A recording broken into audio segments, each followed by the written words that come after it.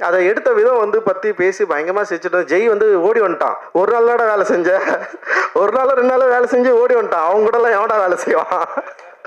So அந்தளவுக்கு வந்து விதிநகருடைய கொடுமையை வந்து நான் அதான் யோசிச்சேன். டே நான் சொல்லி அனுப்பிச்சேன், ஸ்பாட்டில் யாரையும் திட்டாதரா, ஆக்டருங்களை திட்டாமல் வேலை வாங்கடா, கொஞ்சம் கவனமாடுறா. நான் ஸ்பாட்டுக்கே போகல ஃபஸ்ட்டு, இவன் என்ன பண்ணுறான்னு சொல்லிட்டு அப்படியே வெயிட் பண்ணிட்டு இருந்தேன். அப்புறம் சில ஃபுட்டேஜஸ் பார்த்தோன்னே வந்து பரவாயில்ல இவன் டைரக்டர் ஆகிடுவான்டா அப்படின்ற மாதிரி வந்து எனக்குள்ளே ஒரு கான்ஃபிடென்ட் வந்தது. அந்த கான்ஃபிடென்ட் அடிப்படையில் சரி அப்படியே நான் அவனை வந்து விட்டேன். நான் அப்புறம் பார்த்தா ஒரு பயங்கரமாக இப்படி ஒரு எமோஷ்னலான ஒரு படத்தை வந்து கொடுத்துட்டான். அண்ட் வந்து அதில் வந்து அஞ்சலி இருக்குதுல்ல, அஞ்சலி தான் என் அம்மா. நான் என்னுடைய ஆசையே என்னன்னா, என் அம்மா வந்து கஷ்டப்பட்ட மாதிரி என் பொண்டாட்டி கஷ்டப்படக்கூடாது, என் பிள்ளைங்க கஷ்டப்படக்கூடாது. அதுதான் நான் வந்து பயங்கரமாக, ஏன்னா ஊரில் ஒரு கொண்டாட்டம் ஒரு திருவிழானா எல்லார் வீடும் சந்தோஷமாக இருக்கும். ஆனால் எங்கள் அப்பா எங்களை பயங்கர சந்தோஷமாக, எங்கள் அப்பா மாதிரி எங்களை வளர்த்தது கிடையாது, யார் வீட்டாண்ட போய் எங்களை நிற்க வச்சது கிடையாது. சாப்பாடுக்கும் சரி படிப்புக்கும் சரி பயங்கரமாக பார்த்துப்பார். எங்களோட ட்ரெஸ் எல்லாம் வந்து எங்கள் அப்பா அவ்வளோ எங்களை பற்றி யோசிப்பார், கல்வியை பற்றி எல்லாத்தையும் பற்றி யோசிப்பார். ஆனால் குடின்னு வரப்போ வந்து அவர் இழந்துருவார் எங்கள் அப்பா. ஆனால் கடைசி காலத்தில் அவர் வாழணும்னு நினச்சார். நான் ஒரு பொசிஷன் வந்ததுக்கப்புறம் நான் இன்னும் கொஞ்ச நாள் நான் உயிரோடு இருக்கணும்டா அப்படின்னு ஆசைப்பட்டார். பட் அவருடைய லிவர் ஃபெயிலியரில் தான் அப்பா வந்து இறந்துட்டார். அது ஆக்சுவலி வந்து ஒரு 6 months டைம் கொடுத்தாங்க, பார்த்தா 1 வீக்லேயே வந்து இறந்துட்டார். ஸோ அது ரொம்ப ஒரு கவலையான ஒரு விஷயமா எனக்கு இருந்தது. ஆனால் தெரில, நான் அந்த டைமில் எங்கள் வீட்டில் வந்து ஒரு ஜிம் மாதிரி செஞ்சு வச்சுருந்தோம். இந்த இடத்துல உட்காந்து ஒரு இருட்டில் வந்து நான் தனியாக உட்காந்து யோசிச்சுட்டு இருந்தேன். பட் ஆனால் அதுக்கப்புறம் வந்து நான் எப்படி அதுலேருந்து மீண்டு வந்தேன்னு எனக்கு தெரில. வெறும் அந்த நீளம்லேருந்து வர திரைப்படங்களை விமர்சனம் பண்ணுறப்போ வந்து நான் பயங்கரமாக வாட்ச் பண்ணியிருக்கேன். கருணையற்று ரஞ்சித்தோடைய நான் டிரெக்ட் பண்ணால் எப்படி ஒரு விமர்சனத்தை நான் வந்து எதிர்கொள்ளணும், அந்தளவுக்கு வந்து அது வந்து ஃபேஸ் பண்ணப்படும்.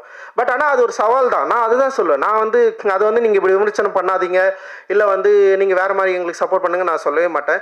நீங்கள் இதை பற்றி பேசுவதே வந்து ரொம்ப ஒரு சாதகமான சூழ்நிலையாக நான் வந்து பார்க்குறேன். இந்த படத்தை பற்றி பேசுவதே ஒரு சாதகமான சூழ்நிலையாகவும் ஒரு சப்போர்ட்டாகவும் நான் வந்து பார்க்குறேன். பேசுவது தான் அவசியம். நீங்கள் அது வந்து எதிர்மறையாகவும் பேசலாம், நேர்மறையாகவும் பேசலாம். பேசுவது வந்து ரொம்ப ரொம்ப அவசியம்.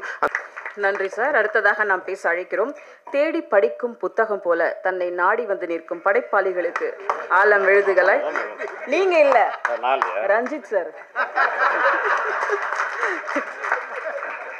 நீலம் முகவரி பா ரஞ்சித் அவர்களை பேச அழைக்கிறோம்.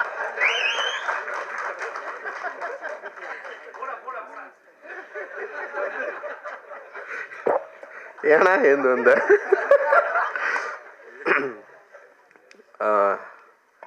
ஜெய்பீம், ரொம்ப சந்தோஷம், மகிழ்ச்சி உங்களை எல்லாரும் பாட்டில் ராதா அப்படின்ற ஒரு நிகழ்வில் சந்திக்கிறதுல. அண்ட் வந்து ஆக்சுவலி தினகரன் வந்து பயங்கர பிளஸ்டுன்னு நினைக்கிறேன். முக்கியமான சம்பவக்காரங்கள்லாம் இங்கே இருக்காங்க. அவங்கெல்லாம் படம் பார்த்துட்டு வந்து தினகரனை விஷ் பண்ணுறது. குறிப்பாக எனக்கு வந்து தமிழ் சினிமாவை வந்து வேறு மாதிரி மாற்றி விட்டவங்க இங்கே வந்து இருக்கிறது, அதுவும் படம் ரிலீஸ் முன்னாடியே வந்து தினகரை ப்ளஸ் பண்ணுறது அப்படின்றது வந்து ரொம்ப சந்தோஷம். நன்றி sir. Thank you. Lingusamy sir, Ameer sir, Vetri அண்ணா, மிஸ்கின் அண்ணா, அவங்களெல்லாம் பற்றி பேசி தான் நாங்கள் சினிமாவுக்குள்ளே வந்தோம். நான், தினகர், ஜெய் இருக்கான், 3 பேருமே காலேஜில் படிக்கிறப்பவே வந்து எங்களுக்குள்ளே வந்து இதை பற்றின நிறைய டிஸ்கஷன் இருக்கும். பருத்தி வீரனாக இருக்கட்டும், லைக் வந்து ரன்னாக இருக்கட்டும், அண்ட் வந்து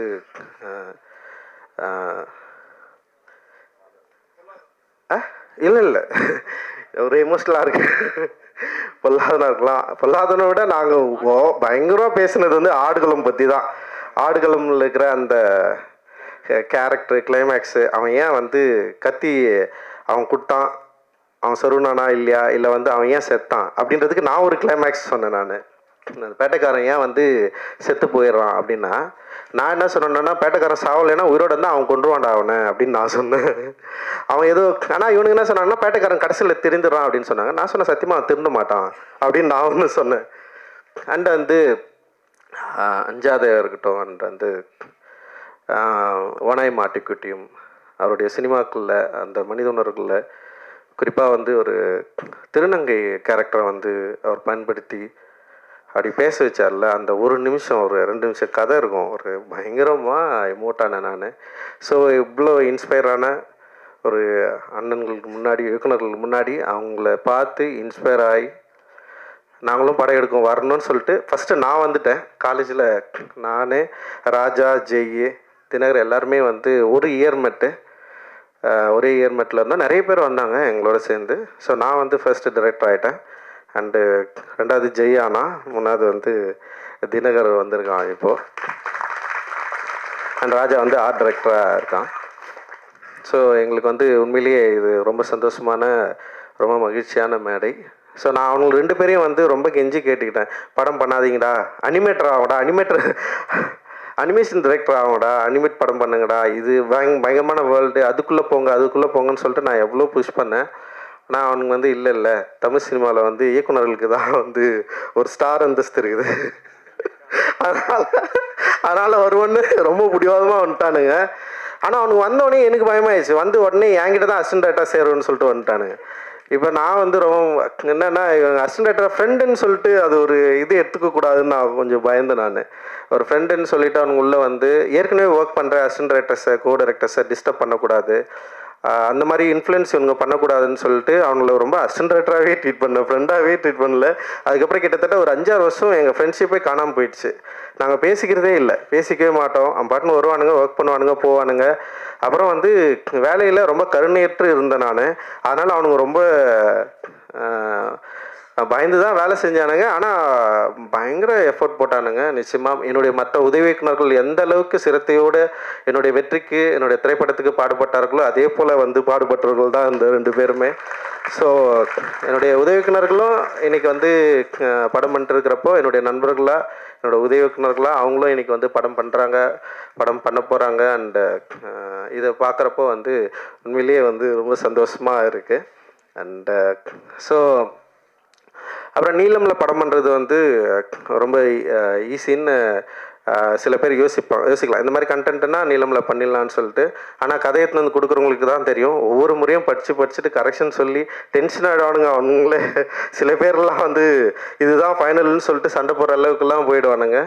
அந்த மாதிரி தான் வந்து ஒவ்வொரு முறையும் வந்து படிச்சுட்டு இது ஒர்க் ஆகலைன்னா ஒர்க் ஆகலை, ஒர்க் ஆகுனா ஒர்க் ஆகுது. ஆனால் எல்லா ஸ்கிரிப்டும் முடிஞ்ச அளவுக்கு நானே படித்து நானே வந்து அதுக்குள்ளே ஒர்க் பண்ணுவேன். ஸோ இதில் வந்து இது வந்து ஒர்க் ஆகலைன்றது வந்து செகண்ட்ரி. பட் ஆனால் இது மூலமாக நம்ம என்ன சொல்ல வரோம், நம்ம என்ன பேசுகிறோம் சொசைட்டிக்கு. சினிமா அப்படின்றது வந்து நான் வந்து உண்மையிலேயே வந்து ஒரு என்டர்டெயின்மெண்ட் மீடியமாக நான் பார்த்து உள்ளே வரல.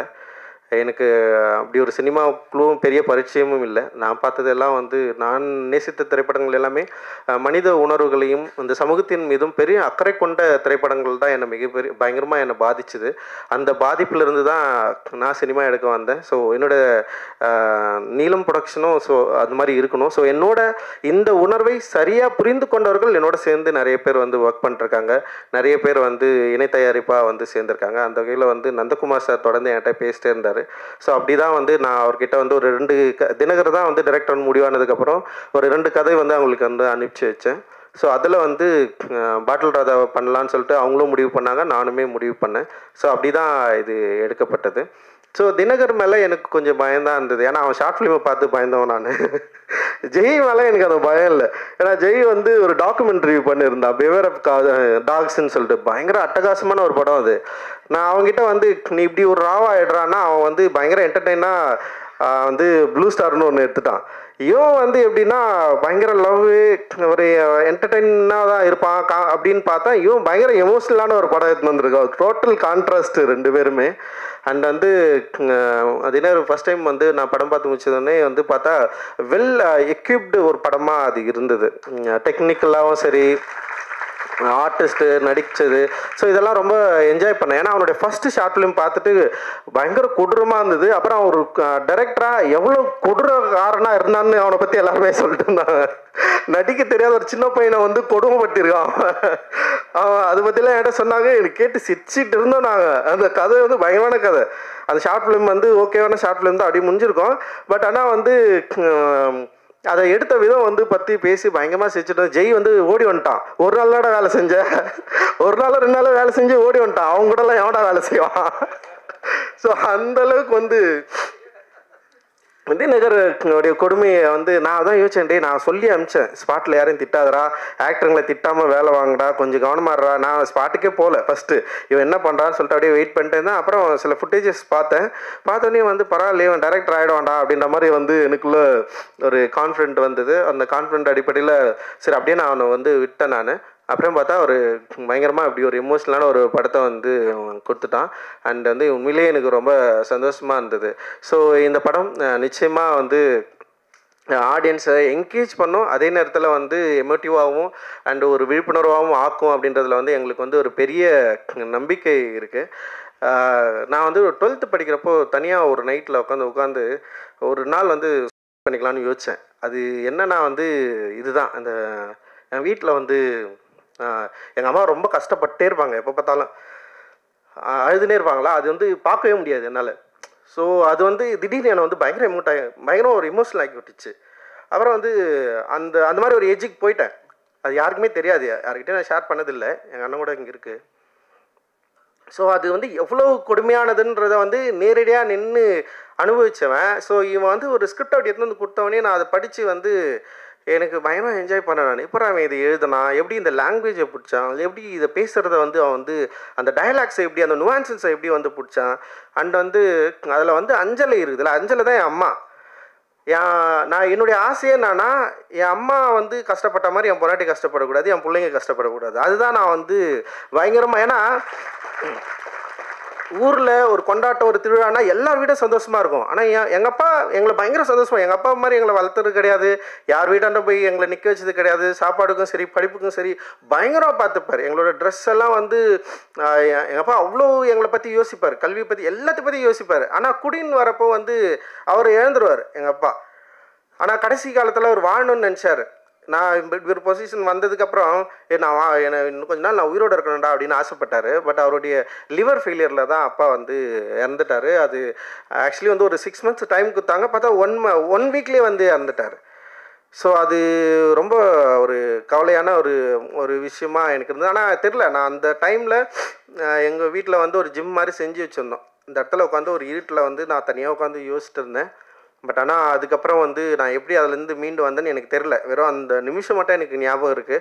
ஸோ அதுக்கப்புறம் நான் பொதுவாக எங்கள் வீட்டில் அதிகமாக இல்லை, எங்கள் அப்பாவுடைய ஸோ இந்த மாதிரியான பிரச்சனைகள் அதிகமாக ஹேண்டில் பண்ணது வந்து எங்கள் அம்மா, எங்கள் அண்ணன், என் தம்பி, இவங்க தான் வந்து பயங்கரமாக அதுக்குள்ளே இருந்தாங்க. நான் வந்து பொதுவாக வீட்டிலேயே இருக்க மாட்டேன், வெளியிலே தான் இருந்தேன் நான் படித்ததுலேருந்து எல்லாமே.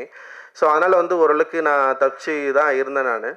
பட் ஆனால் வந்து அந்த எமோஷனை என்னால் படிக்க முடிஞ்சுது. நாட் ஓன்லி என்னோடய அப்பா, தினரோட அப்பா கூட சொல்லலாம். லைக் நிறைய பேரை நாங்கள் அப்படி கிட்டேருந்து பார்த்துருக்குறோம். அண்ட் வந்து இது குடி நோயின்றதை வந்து அண்டர்ஸ்டாண்ட் பண்ணுறதுக்கே வந்து ரொம்ப நாள் ஆச்சு. குடிகாரங்களை பார்த்தா நமக்கு வந்து கோவம் வரும், ஏன் இப்படி பண்ணுறாங்கன்னா அப்படி கிடையாது. அது ஒரு நோய், ஒரு ஹேபிட்டாக மாறி வந்து அவங்க வந்து அவங்கள இழந்து அவங்க எப்படி வந்து ரியாக்ட் பண்ணுறாங்கன்றதை வந்து சம்டைம்ஸ் வந்து நம்ம அதை அண்டர்ஸ்டாண்ட் பண்ணிக்கிறதுக்கே ரொம்ப டைம் எடுக்கும்.